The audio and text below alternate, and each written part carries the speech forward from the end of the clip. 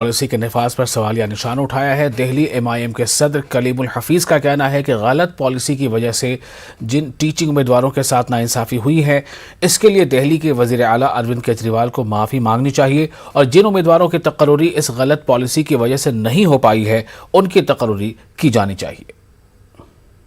इतना कहना है कि इस पॉलिसी में जो गलती थी वो सरकार ने मान ली, सरकार ने अपनी भूल सुधार की। अब सवाल ये है कि 2017 में भी गलती हुई थी और 2022 में भी हुई। 5 सालों से वो तमाम बच्चे जिनको उर्दू टीचर नहीं मिल पाए, उनका भरपाई कौन करेगा?